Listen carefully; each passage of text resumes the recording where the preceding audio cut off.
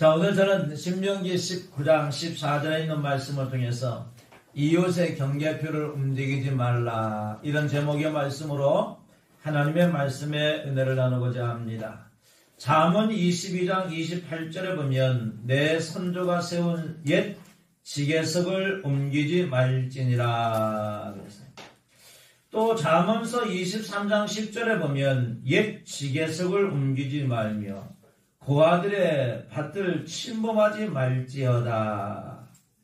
또 호세아서 5장 10절에 보면 유다 지도자들은 경계표를 옮기는 자 같으니 내가 나의 진노를 그들에게 물같이 부으리라 말씀을 합니다. 여기서 지계표라고 하는 것, 경계표라고 하는 것, 이거 똑같은 얘기입니다. 지계표라고도 얘기하고 경계표라고도 얘기를 합니다. 그러면 오늘 이 지계표, 경계표라고 하는 것은 뭐냐? 하나님께서 지파별로 이스라엘 백성들에게 주어진 땅의 경계를 표시한 것이 지계석이라고도 하기도 하고 경계표라고도 하기도 합니다. 그런데 오늘 이 본문에 보니까 뭐라고 말씀했냐면 그 경계표를 옮기지 말지니라 그랬어요. 자, 우리 하나님께서 오늘 이 본문에 주어진 말씀, 왜 경계표를 옮기지 말라고 하나님께서 율법으로 딱 정하고 계셨을까? 하나님께서 주어진 이 말씀을 통해서 오늘 교회 시대를 살아가고 있는 오늘 우리에게 말씀하시고자 하는 의도가 무엇일까? 왜 하나님께서 이스라엘 백성들에게 가나안 땅에 들어가서 이들은 각 지파별로 땅을 분배하면서 절대로 이 지계석을, 즉 다시 말해서 이 경계표를 옮기지 말라고 하나님께서 율법으로 딱 묶어 놓으셨을까? 그러면 구약에서는 지계석, 즉 경계표를 옮기지 말라고 했는데 신약에 와서는 이 말씀이 오늘 교회 시대를 살아가고 있는 오늘 우리에게 도대체 무슨 말씀을 주시기 위해서 이 말씀이 율법으로 정해져 있느냐는 말씀입니다. 자, 그렇다면 오늘 이웃의 경계표를 옮기지 말라, 이 제목이 주어진 것처럼 오늘 이 말씀을 통해서 우리가 하나님의 은혜와 사랑을 나누기를 원합니다. 첫 번째 보니까 경계표를 옮기는 것은 갈등과 분쟁의 원인이 된다는 겁니다. 야고보서 4장 1절과 3절에 보니까 너희 중에 싸움이 어디로부터, 다툼이 어디로부터 나느냐? 너희 지체 중에 싸우는 정욕으로부터 나는 것이 아니냐? 너희는 욕심을 내어도 얻지 못하여 살인하며 시기하여도 능히 취하지 못하므로 다투고 싸우는도다. 너희가 얻지 못하면 구하지 아니하기 때문이요 구하여도 받지 못하면 정욕으로 쓰려고 잘못 구하기 때문이니라. 사랑하는 성도 여러분, 하나님께서 이스라엘 백성들에게, 하나님의 선민에게 경계표, 지계표를 옮기지 말라고 했습니다. 이것은 창세기 31장 51절과 52절에 보니까 오늘 이 지계석, 경계표라고 하는 것은 전답, 택지의 구획, 행정구역, 이런 땅의 경계를 정확하게 하기 위해서 이 경계표를 하나님께서는 세우라 명령하셨고, 하나님께서는 모세 율법을 통해서 이 경계표를 절대로 움직이지 말라고 말씀합니다. 그래서 왜 움직이지 말라고 말씀을 하고 있는가 봤더니 이것은 경계표를 마음대로 옮기거나 없애버리는 것은 타인의 재산권을 중대한 침해에 들어가기 때문에, 타인의 재산권에 중대한 침입에 들어가면 서로 분쟁과 그리고 갈등의 원인이 되기 때문에 하나님은 절대로 본문에서 말씀하고 있는 것처럼 경계표를 움직이지 말라고 하는 말씀입니다.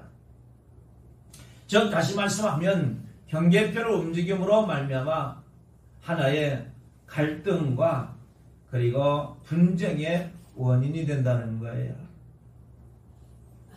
제가 저희 시골에 외할아버지 땅이 있었습니다. 그 땅은 뭐 큰 땅이 아니고 집 뒤에 있는 밭인데 그 밭을 제가 어렸을 때 이렇게 가보면 탱자나무가 그 옆집 밭하고 할아버지 밭하고 경계로 이렇게 딱 몇 그루가 심어져 있어요. 그 탱자나무 크기로 볼 때는 상당히 그때 당시 제 키 크기로 봤을 때도 상당히 탱자나무 컸어요. 제 키만 왔으니까. 그래서 그 탱자나무를 기준으로 해서 이쪽은 외할아버지 땅, 이쪽은 옆집 땅, 이렇게 경계표가 이루어졌어요. 근데 어느 날 할아버지께서 밭에 갔다 오더니 이상하게 탱자나무가 다 뽑혔다는 거예요. 사실 탱자나무는 어떻습니까? 뿌리가 단단하잖아요. 쉽게 뽑을 수 있는 게 아니지 않습니까? 근데 그 탱자나무가 한 그루가 아니고 몇 그루가 심어져 있는데 경계표로 이렇게 심어져 있는데 그거 다 뽑혀져 있다는 거예요.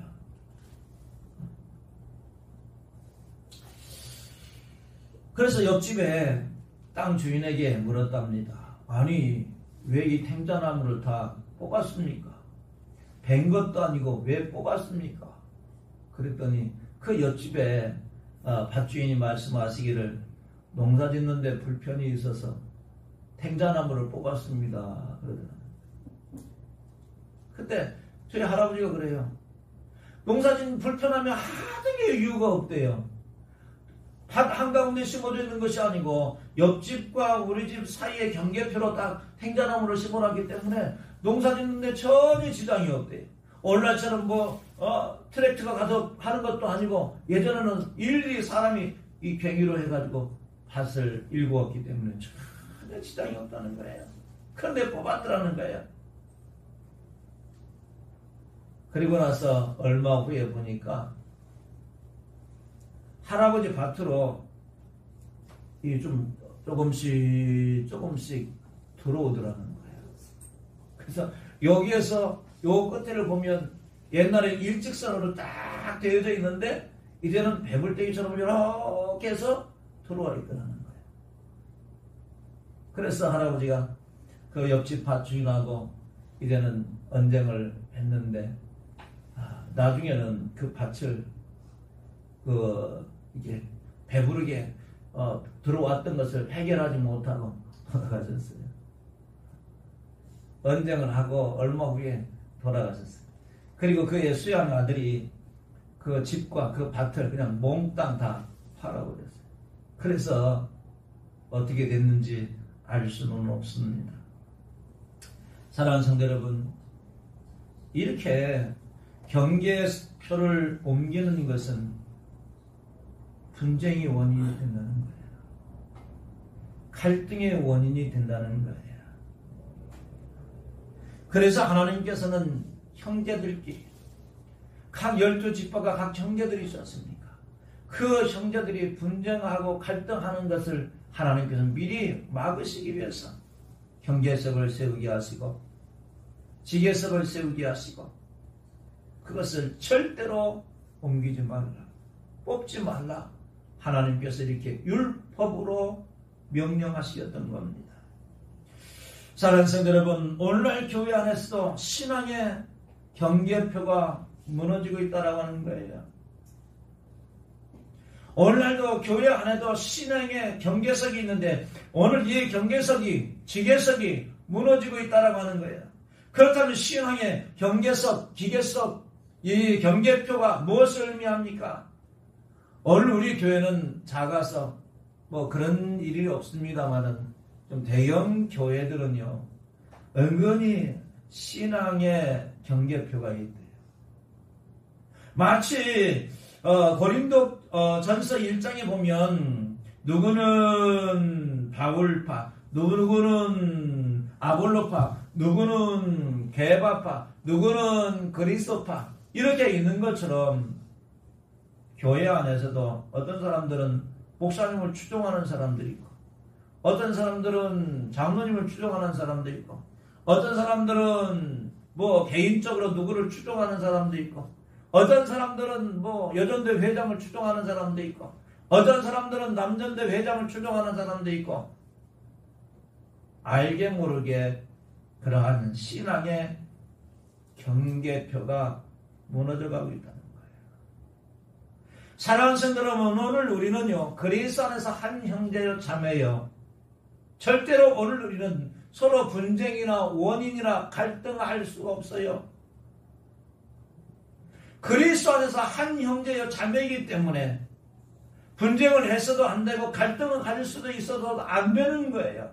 그런데 은연중에 신앙의 경계표가 무너지면 서로 갈등을 할 수도 있고 분쟁의 원인을 가져올 수도 있다는 거예요. 사랑하는 성도 여러분, 교회 안은 분명히 출신이라든가 빈부라든가 학력이라든가 연령이 있어서 다 다양해요. 생각하는 것이 전부 다 다양합니다. 의견이 다를 수가 있어요. 그건 어쩔 수가 없는 거예요. 그러나 그러한 차이를 인정하고 함께 공동체를 이루어 나가야 되는 것이 그리스도 안에서 한 형제여 자매가 갖춰야 할 본분이라고 하는 겁니다. 그래서 오늘 우리 예수님께서 마가복음 3장 35절에서 이렇게 말씀합니다. 누구든지 하나님의 뜻대로 행하는 자가 형제요 자매요 어머니니라고 말씀합니다. 사랑하는 성도 여러분, 오늘 우리는 그리스도 안에서 오늘 우리가 누구를 추종하는 것이 아니라 신앙의 경계표를 허물어지지 아니하고 신앙과 믿음 안의 경계표가 분명히 세워져서 오늘 우리가 서로를 사랑하고 서로를 덮어주고 서로를 위로해주고 함께 해줄 수 있는 그런 그리스도 안에서 형제여 자매가 되어줄 수 있기를 주의 이름으로 축원합니다. 아멘. 그래서 신앙의 경계표가 무너지지 않고 갈등과 분쟁이 나타나지 않기를 위해서 성경에서는 한 10여 가지로 이야기하고 있습니다. 그 중에 에베소서 4장 3절에 보니까 성령이 하나가 되게 하신 것을 힘써 지키고 그랬어요. 신앙의 경계표가 무너지지 않기 위해서는 오늘 우리가 성령으로 하나가 되라고 하는 것입니다. 사랑하는 성도 여러분, 오늘 이 모래 속에 시멘트가 들어가야 그 모래는 단단히 굳어질 수 있는 겁니다. 오늘 우리 심령 속에 오늘 우리가 성령 하나님의 역사야 오늘 우리는 서로가 하나가 되어서 단단히 굳어질 수가 있는 것입니다. 모래 속에 시멘트가 들어가지 않으면 그 모래는 전부 다 각자의 그냥 모래 알갱이에 필요한 거예요. 그런데 그 속에 시멘트만 들어갔다, 그리고 물이 부어졌다, 그러면 그 모래와 시멘트가 하나가 돼서 단단해져서 깨기도 힘들어요. 우리가 교회 안에서도 분쟁과 갈등의 원인을 해결하기 위해서는 사도 바울은 오늘 우리에게 말씀하시기를 너희 안에 성령이 역사하라고 말씀합니다. 성령 충만한 신앙과 믿음의 삶을 살아갈 수 있기를 주님의 이름으로 축복합니다. 아멘. 에베소서 4장 5절에 보니까 믿음 안에서 살라고 말씀합니다. 믿음 안에서 살라고 말씀합니다. 믿음이라고 하는 것은 어떤 믿음을 말씀하고 있는 겁니까? 오늘 우리가 이만희를 믿는 그 믿음입니까? 아닙니다. 예수 그리스도 임마누엘 되신 그 예수 그리스도를 믿는 그 믿음 안에서 우리가 하나가 될 때에 분쟁의 원인이 사라진다는 거예요. 사도행전 2장 46절에 보니까 한 마음과 한 뜻이 되고, 로마서 15장 6절에 보니까 한 목소리로 한 분 하나님을 경배하며. 그렇죠. 오늘 우리는 경배할 분은 예수님 한 분밖에 없어요. 로마서 16장 16절에 보면 서로 무난하고, 그렇죠. 오늘 우리는 예수 그리스도 안에서 우리 만나면요, 서로 기쁘게 무난하고, 어떻게 한 주간 잘 지냈는가, 서로 안부도 좀 묻고, 서로 기뻐하고, 그럼 얼마나 좋겠습니까? 그냥 뭐 쳐다보듯이 그냥 너 왔냐, 나 왔다, 그러지 말고, 그냥 빈말이라도 그냥 한 주간 잘 보내셨습니까? 한 주간 건강하게 잘 어떻게 보내셨습니까? 그러면 얼마나 듣는 사람 좋고 말하는 사람도 좋고 오고 가는 정들이 얼마나 쌓이겠습니까? 그래서 오늘 사도 바울 로마서 16장 16절을 통해서 말씀하시기를 서로 무난하고, 고린도전서 12장 25절에 보니까 돌아보고 그랬어요. 돌아보라는 거예요. 저 다시 말해서 서로 관심을 갖고 돌아보라고 하는 거예요. 살피고 서로 삶을 나누고 말씀으로 상호간에 권면하고 그렇죠. 오늘 우리가 권면하는데 하나님의 말씀을 통해서 서로 권면한다고 하면 이거보다 더 좋은 일이 어디 있겠어요. 그리고 시므리서 10장 24절 보니까 격려하고 그렇죠. 힘들고 어려움이 있으면 서로 격려해 주는 거예요. 집사님 힘내세요.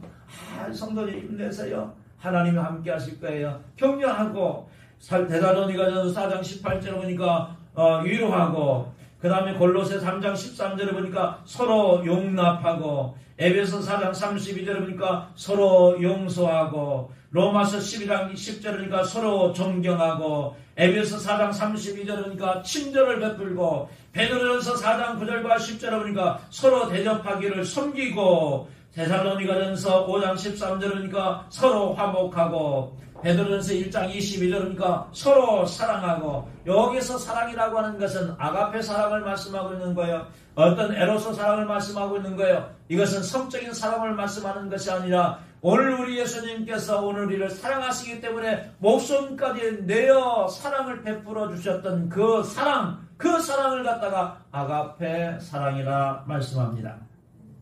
로마서 12장 15절을 보니까 즐거워하는 자들과 함께 즐거워하고 슬퍼하는 자들과 함께 슬퍼하고 그렇죠. 즐거워하는 사람이 있으면 서로 함께 즐거워해주고 슬퍼하는 사람이 있으면 또 함께 더불어서 위로를 줄 수 있는 그러한 사람 그러한 신앙의 성도이 되어야 할 것을 말씀합니다. 로마서 12장 15절을 보니까 어려움 혹은 질병 가운데 있는 이를 위로하고 기도해주며 갈라디아서 6장 2절에 보니까 연약한 형제를 권면하고 이끌어주며 서로 짐을 지워주는 믿음의 성도가 될 때에 갈등과 분쟁이 나타나지 않고 우리가 그리스도 안에서 한 형제여 자매로서 살아갈 수 있다라고 말씀합니다. 사랑하는 성도 여러분, 우리가 육신의 가정에도 형제들끼리 어떻게 합니까? 분쟁하지 않잖아요. 서로가 동생이 잘못했던 누나가 잘못했던 언니가 잘못했던 어떻게 합니까? 투닥투닥 하다가도 서로 덮어주고 감싸주고 위로해주지 않습니다. 오늘 우리 그리스도 안에서 우리도 한 형제의 참여예요. 신앙의 경계표가 무너지면 오늘 우리는 질서가 사라집니다. 신앙의 경계표가 무너지면 오늘 우리에게는 갈등이 와요. 신앙의 경계표가 무너지면 분쟁이 올 수밖에 없어요. 오늘 우리는 신앙의 경계표가 분명하게 세워져서 갈등이 없고 분쟁이 없는 신앙의 분쟁이 없는 이러한 믿음의 성도로서의 삶을 살아갈 수 있기를 주님의 이름으로 축복합니다. 아멘. 두 번째로 경계표를 옮기는 것은 경배의 대상을 바꿔버린다는 겁니다. 에베소서 5장 5절에 보니까 너희도 정녕 이것을 알거니와 음행하는 자나 더러운 자나 탐하는 자 곧 우상 숭배하는 자는 다 그리스도와 하나님 나라의 기업을 얻지 못하리니. 다시 한번 말씀을 하면 그리스도와 하나님 나라의 기업을 얻지 못하리니 이 뜻의 의미는 무엇인지 아십니까? 경계표를 옮기는 것은요, 한 평의 땅이라도 내가 가지고 싶은 뭐가 있습니까? 욕심 때문에. 제가 이 말씀을 준비하면서 이 말씀이 한 달 전에 준비가 되어진 말씀이거든요. 말씀을 준비하면서 그때 당시에 그 할아버지 생각이 나는 거예요. 아침에 밭에 갔다 오시더니 탱자나무가 다 뽑혔어. 그리고 얼마 후에 갔다 오시더니 옆집 땅이 우리 집 땅으로 들어왔어.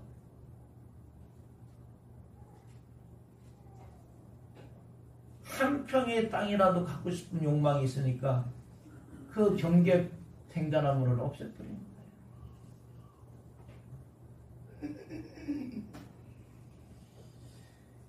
욕심 즉 탐심은 경배의 대상을 바꿔버립니다. 경배의 대상을 바꿔버려요. 그런 사람이 성경에 등장합니다. 겉으로는 주님을 사랑하고 위하는 척하나 실상은 자신의 이기심을 추구합니다. 이런 사람이 성경에 등장하는데 그 대표적인 사람이 가롯 유다입니다. 가롯 유다가 요한복음 12장에 보면 마리아가 향유 한 옥합을 가지고 예수님 앞에 옵니다.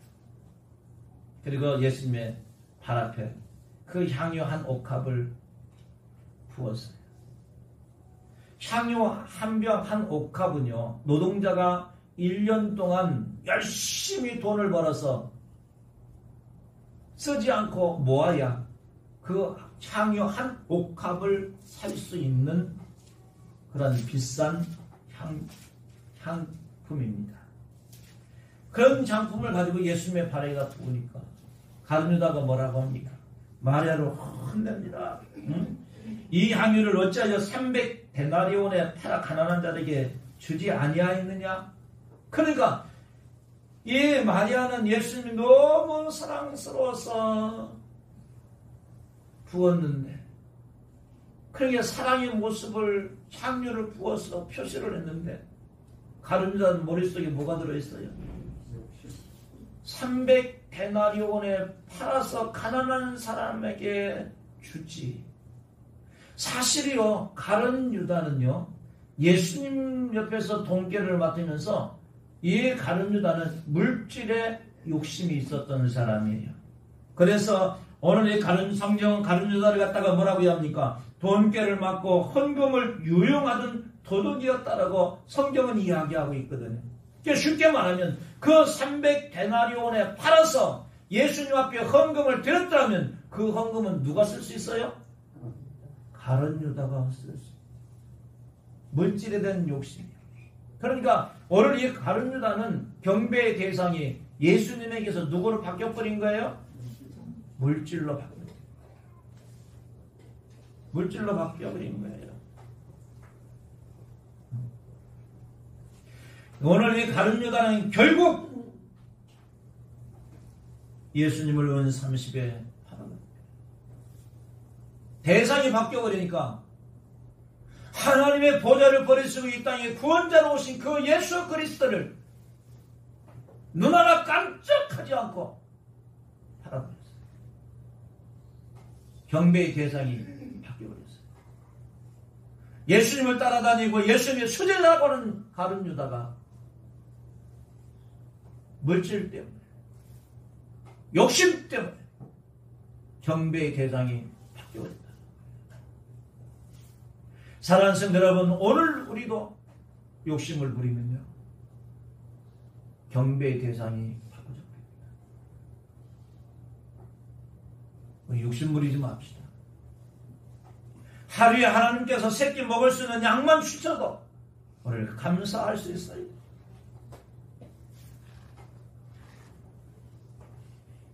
범사에 감사하라. 그것은 하나님의 뜻이라고 했어요. 하나님의 뜻은요, 범사에 감사라는 거예요.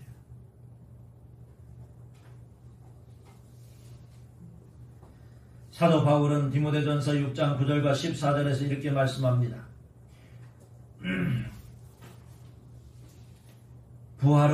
부하려 하는 자들은 시험과 올무와 여러 가지 어리석고 해로운 정욕에 떨어지나니 그 사람으로 침륜과 멸망에 빠지게 하는 것이라.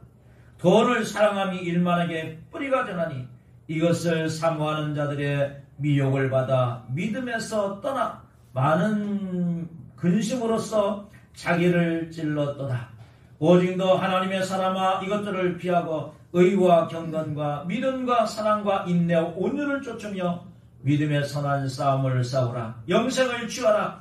이를 위하여 내가 부르심을 입었고 많은 증인 앞에서 선한 증거를 증거하였도다. 물질로 인해서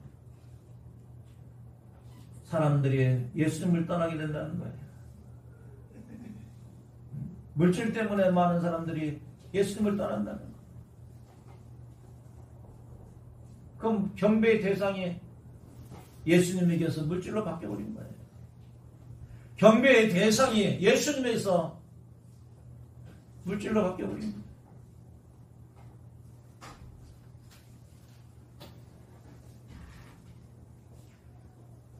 사랑하는 성도 여러분, 욕심 부렸다가 멸망받은 사람이 성경에 있습니다.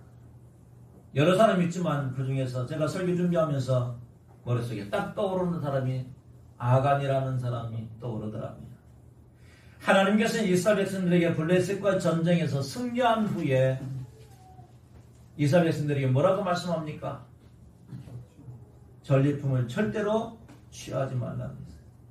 그런데 오늘 이 아간이 전리품을 취해서 몰래 감춰 놓으셨어요. 그것을 하나님께서 보시고 책망하시니 멸망을 받더라는 겁니다. 사랑하는 성도 여러분, 우리가 욕심을 부리면 신앙의 경계석이 옮겨지는 겁니다. 욕심을 부리면 신앙의 경계석이 무너지는 겁니다. 신앙의 경계석이 무너지면요, 갈등과 분쟁의 원인이 됩니다.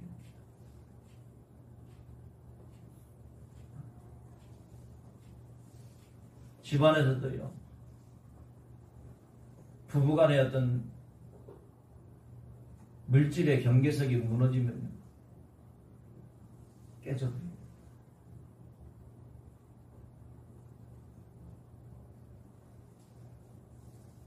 하나님께서 우리에게 주신 신앙의 경계석, 오늘 본문에서 말씀하고 있는 신앙의 경계표, 신앙의 경계표, 무너지지 아니하도록 굳건하게 세워져 갈 수 있기를 주님의 이름으로 축복합니다. 아멘. 하나님의 율법을 통해서 법이요라고 정해놓은 거예요. 그거 함부로 뽑으면 안 돼요. 함부로 옮기면 안 돼요. 옮기는 것은 욕심 때문에, 욕심은 결국 멸망이에요. 분쟁의 원인이 돼요. 갈등의 원인이 됩니다. 마지막 세 번째로 경계표로 옮기는 것은 이웃의 것을 탐내지 말라고 하는 것입니다. 출애굽기 20장 17절에 보니까 내 이웃의 집을 탐내지 말라. 내 이웃의 아내나 그의 남종이나 그의 여종이나 그의 소나 그의 나귀나 물은 내 이웃의 소유를 탐내지 말라. 경계표를 옮긴다라고 하는 것은 이것을 뽑아 다른 자리로 이동하는 거예요. 그래서 시브리서 원문에 보니까 이 경계표를 옮긴다, 이 뜻은 옮기다, 가져가다, 이동하다, 감추다, 이런 뜻의 의미가 있어요. 즉 다시 말해서 경계표를 옮기는 것은 남의 것을 가져가기 위한 탐욕이라는 거예요. 아까 제가 할아버지 비유를 들었습니다. 그 할아버지가 굉장히 노발대발했었어요. 그러니까 제가 설교 준비하고 이 성경을 읽으면서 그 할아버지, 그때 그 할아버지가 기억이 나는 거예요. 그때는 어렸으니까 잘 그 뜻이 뭔지 모르겠는데 화태 갔다 오더니 막 화를 내시는 거예요. 왜 탱자나무를 뽑았을까? 그리고 얼마 후에 또 갔다 오더니 우리 땅으로 옆집 땅에 들어왔다는 거예요. 탐심이에요. 탐욕이에요.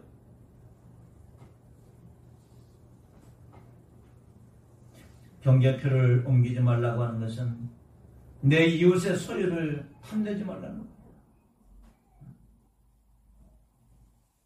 우리는 성경에서 욕심을 부렸던 대표적인 사람을 찾아볼 수가 있는데 열왕기상 21장에 나오는 북이스라엘의 왕 아합 왕입니다.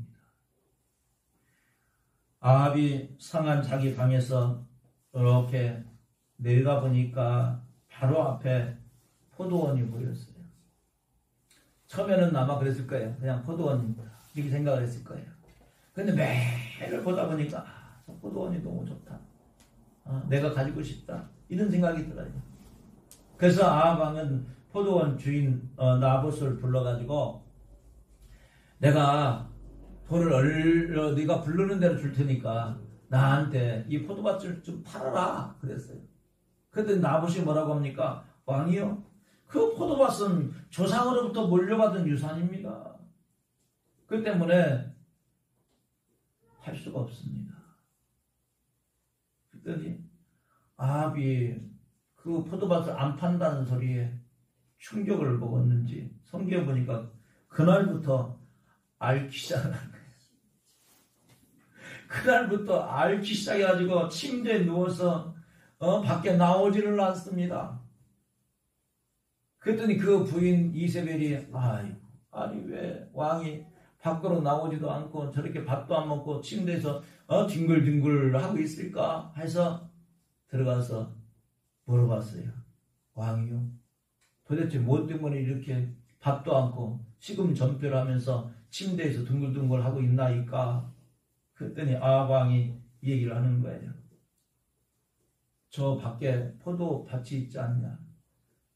내가 침실에서 보면 저 포도밭이 보여가지고 저 갖고 싶어서 내가 돈을 얼마든지 줄 테니까 팔으라 그랬더니 안 판다. 그래서 내가 기분 나빠서 그러고 있다. 그랬더니 그 부인 이세벨이 뭐라고 얘기합니까? 왕이여, 걱정하지 마세요. 내가 무슨 일이 있어도 저 포도밭을 내가 왕에게 바치겠습니다. 그래서 이세벨이 머리를 굴리고 생각한 게 뭡니까? 이세벨은 아합의 이름으로 편지를 써서 옥새로 임봉을 하고 나봇이 살고 있는 성읍의 원로들과 귀족들에게 보냈어요. 그런데 거기에 그 편지를 썼는데 뭐라고 썼습니까? 이 나봇이 하나님과 왕을 저주했다. 그런 내용을 쓴 거예요.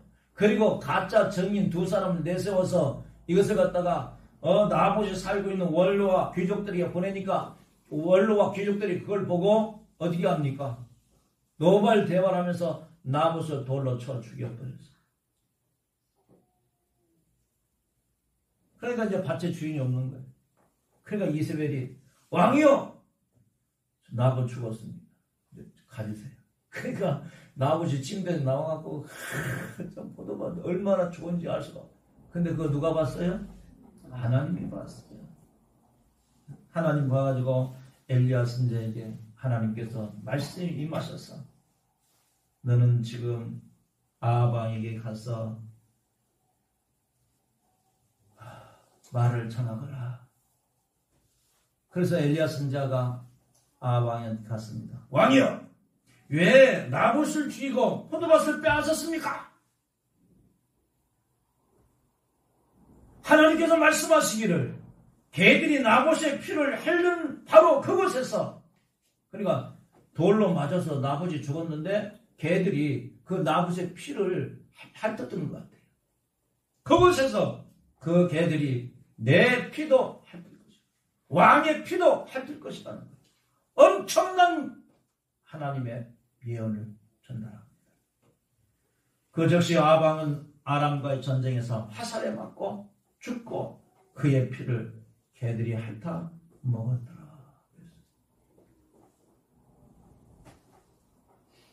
하나님께서 엘리야 선지자를 통해서 말씀하신 그 예언 그대로 되더라는 거예요.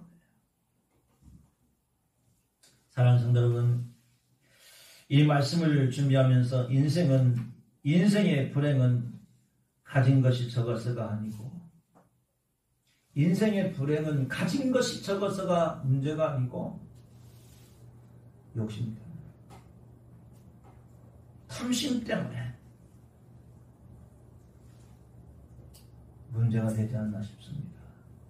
그래서 야고보는 야고보서 1장 15절에 우리가 잘 알고 있는 말씀, 욕심이 잉태한 적 죄를 낳고 죄가 장성한 적 사망을 낳느니라. 오늘 이 아합 왕이 욕심 부리지 않았더라면 비참하게 죽지 아니었을 텐데, 왕이면 다 가지고 있지 않습니까? 조상 대대로 내려왔던 그 포도밭 그것도 갖고 싶어서 탐심을 부렸다가 욕심을 부렸다가 처절하게 죽지 않습니다. 하나님께서는 분명하게 10계명 중 제8계명에 도둑질하지 말라. 10계명에는 내 이웃의 집을 탐내지 말라. 욕심부리지 말라. 내 이웃이 갖고 있는 것에 대해서 탐심부리지 말라는 거예요. 욕심부리지 말라는 거예요.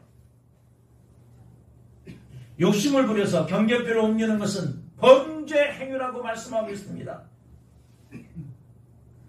모세율법은 이스라엘 사회 내에서 이러한 일이 일어나지 아니하도록 이웃의 경계표를 옮기는 자는 저주를 받을 것이니라. 율법을 아예 딱 정해놓으셨어요. 사랑하는 성도 여러분, 오늘 본문에 경계표를 옮기지 말라고 하는 주제의 말씀이었습니다. 그리고 이 경계표를 옮기지 말라고 하는 것은 하나님께서 율법으로 정해놓으셨습니다. 왜 그렇습니까? 경계표를 옮기면 갈등과 분쟁의 원인이 되고, 욕심은 경배의 대상을 하나님에서 물질로 바꿔주고, 경계표를 옮기게 되어지면 남의 것을 탐욕은 곧 하나님의 심판, 멸망이라고 하는 것을 오늘 우리에게 말씀으로 가르쳐 주는 것입니다. 오늘 우리 모두 다 신앙의 경계표를 옮기는 일이 없도록 우리가 말씀 안에서 굳건하게, 말씀 안에서 굳건하게 세워서 하나님 앞에 가는 그날까지 내 신앙, 내 믿음 굳건하게 지켜나갈 수 있기를 주님의 이름으로 축복합니다.